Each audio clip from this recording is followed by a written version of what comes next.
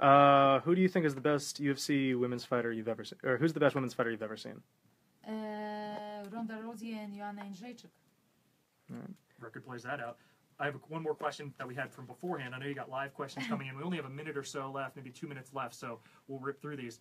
Dennis wants to know, what was your favorite thing to do as a kid? Beating people for no money, because now I beat people for living and for money. I'm kidding, but no, I was like, I used to grow up like in good neighborhood, and there were like so many kids.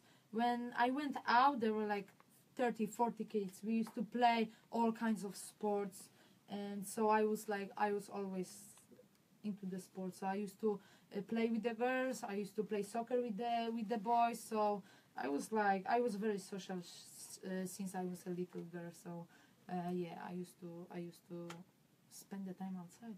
All right, we have time for two more questions. Social media at that time. All right, 2 more questions. Just because a lot's going on with the McGregor-Mayweather, John Rogers is wondering, would you ever go into boxing?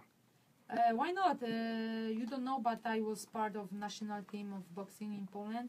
And if I know before, or actually, if I knew before that Polish boxing, female national team was that big that time, I could join them early, because I used to go for a few camps and a few competition with them. Amazing.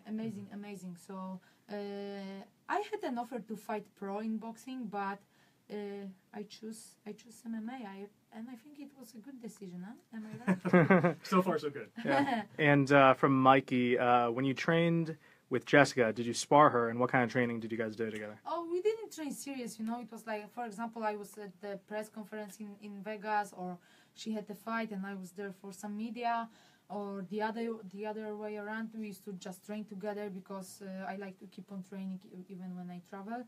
So we used to just train, but it doesn't matter, I will face Jessica in my next fight, and I know that we're gonna put on such a great fight and show, and it doesn't matter, it doesn't matter. It's all about this fight, because I'm different. I'm different person in the day of the fight. Right. I'm really fighter, and I like these emotions. I like to deal with all the media, with the fans and the atmosphere, and I'm getting more and more excited. But before I step into the octagon, I pray. But when I step on the stairs through the octagon, I get calm, I get quiet, and it's all about taking over. I'm so surprised she said she liked the media. I feel so touched. Thank you. That's all the time we have for now. You're my favorite. There we go. Bye for that. Joanna, Question wants to know, should I bet all my life savings on you at UFC 211? Should I bet all my life savings on her for UFC 211? Of course, there is no question about. I know that the money are not so big on me. There is more money on Jessica, but if you put million, you will get some, because there is probably like 1.3 or 1.5 on me, so you're gonna get some money back. UFC 211 podcast, Brokomoto and I talked about that. The odds of this fight being a lot closer than we thought, given how dominant you have been to this point. I mean, it's not hyperbole. You look at the strike differential that you've had in your fights up to this point. You've been utterly dominant, but this fight, for whatever reason, the line's so close. What was your thought when you first saw those lines come out? I expect, I don't know. I felt like Jessica was going to be my next opponent, but there's no easy fights in the UFC. When you are the champion, you must face actually all of them, and you cannot be wishy-washy. I don't want to fight this one. I don't want to fight this or that person. You must face everyone, and you must prove that you are the right person who is holding the belt. So that's the thing. Got a question from Peter. We've seen you do this before at the weigh-ins. You bring a gift for your opponent. Peter wants to know, will you want to be bringing back the face-off gift tradition? He says it is missed. Oh, is it?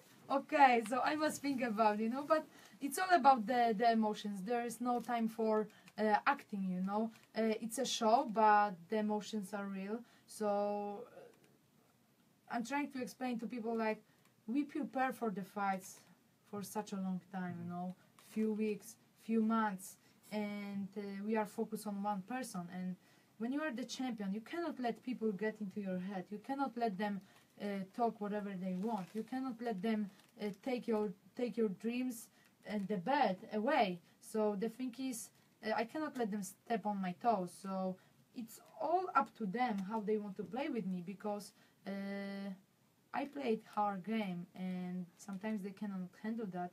So, and sometimes they get a gift, but I don't know what's going to happen this time. I don't have idea yet. It's like I said, it's all natural. So we will see. But Peter, I will try to think about. Joanna, you mentioned how opponents try to get in your head. Yeah. Try to get the mental edge there. I mean, again, you're a dominant world champion. You want to get an edge wherever you can. What's the key to keeping to not letting them do that? Man, some people complain, how we act at the weigh-ins or the face-offs.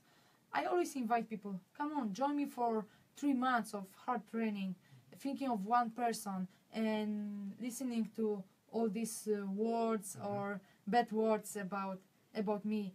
I'm very humble and I respect every of my opponent, because I work my ass very hard every day, day by day, and that's the thing, it's MMA, we must be physically ready, but also mentally ready. So that's the thing. It's about being the best athlete, but it's also about the character, the charisma. Look, there is like more than 500 fighters in the UFC, but there is only 11 champions. And look at last year, just me, Dimitrius Johnson, and Cormier. We defended our belts. The other champions lost to the other people. So that's the thing. It's very difficult, but I'm happy to defend my title for the 5th time.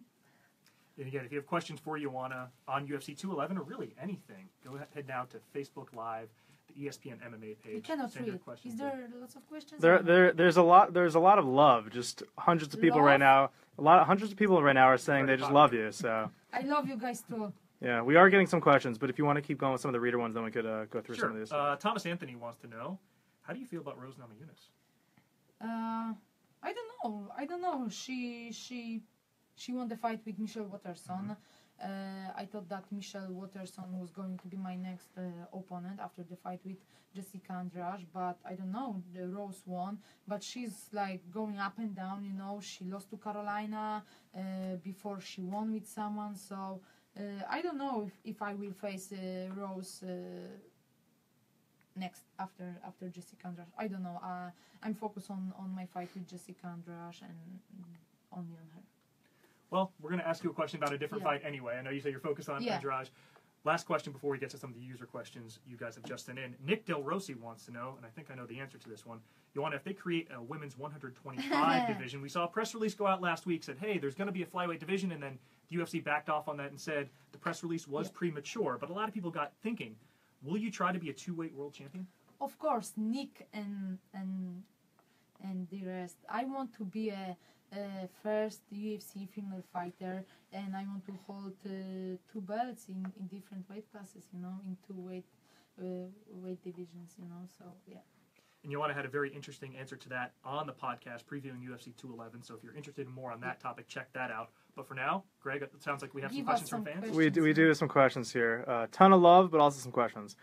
Josh Santos is wondering, how important to you is the face-off at weigh-ins? It's very important. Like I said, I cannot let my opponents get into my head, and it's very important. We must be ready physically and mentally. This is what I said before. It's MMA. It's a very tough sport, not for everyone, and people who are training martial arts, they know how difficult it is. Even if you are amateur, you know that you must deal with your own limits. So I like to break the limits every day, and I do that, and that's the thing. And the face-offs are very important. I cannot wait for the fight week. I cannot wait when I will see Jessica. I want to actually face her. I want to look deep into her eyes, and that's the thing. I'm getting more and more excited and with every day. So I like when it's getting closer to the fight. And it is getting closer Saturday night. The hard job is done, so it's all about staying fresh. It's all about speed, about the right weight. And yeah, in few days it's all is going to be over, you know, and I will enjoy my life. But I'm happy to put on such a great fight on Saturday in Dallas. Georgie Afana is wondering who has intimidated you the most in the past. Is there a fighter that you've gone against that's been pretty intimidating? I don't know. So I don't know. Claudia Gadelha? In the UFC, what about maybe in your Muay Thai days? I know you fought some skilled fighters there. Yeah, I had pretty tough fight in Japan in 2009. The organization called J Network, and they have actually shows for female fighters, the J Girls. I faced Satako Sasaki, and I fought for the belt. She was like top. And the thing is, like, after the fight, they brought me ice gels, and I was like, I don't need that. But they're like, but you will need this. I won this fight, but they didn't expect that I was going to win. But the thing is, when I look at my legs after the fight, because I took so many low kicks, she kicked so hard that I couldn't even block, because anytime I was blocking, she could like drop me, you know. Her kicks were so strong. So then I realized why they gave me that, because I had like big bruises on both of my legs, you know. I couldn't walk next day, but I was happy because I won that fight with such a tough opponent, you know. And if you want to check out that fight, it's on YouTube. I actually watched it yesterday on Jedrzejczyk against Sasaki. You'll find it there. Just go ahead and look that up. We've been getting multiple questions about this fight. Who do you think wins between Claudia and Carolina? I don't know. I don't know who is going to win. I faced both of them. I faced Claudia Gadelha twice, and I know how strong she is physically, mentally. And Claudia Gadelha is top of the top in the strawweight division, you know. So lots of respect to Claudia Gadelha. You know, there was a bad blood between me and her, but I respect her as a fighter, and that's all. I don't know who is going to win this fight, but like I said, Claudia Gadelha is a very strong athlete. I have one question from a fan that sent in earlier, Cody Jasinski. He's a big fan of Really? Yeah, hi Cody. I see him every day on my Instagram, Facebook. He's everywhere. So Cody, we were talking about all these fighting questions. He wants to know, what is your favorite thing to do outside of fighting? So many. I love coffee. I love sushi. I like to go on my penny board. I like to do all kinds of activities, you know, outside. I call myself Miss Sporty, and definitely I like to stay active, you know. But so many things. I like to learn new things and try new things. So yeah. Any more questions from here? Yeah, we do have some more. I don't know how long we got. Just start we'll firing go a few more. All right, Rosie. Cody is saying that there's a big Polish community in Chicago. Is that a place you'd ever want to fight? Oh, I would like to fight in Chicago. I was to Chicago in July, actually, for UFC Chicago. Shevchenko home. And it was amazing to meet all of the fans, the Polish community. It's very big. So it was nice, and I had deep fried pizza. No, deep dish pizza. Deep dish pizza. It was amazing. So definitely, I would like to fight in Chicago for my fans, for the Polish community. Yeah, they actually held a Q&A with Joanna at that event. I was there, and there was a huge pop when you came. Yeah, It was an amazing atmosphere. It was very nice.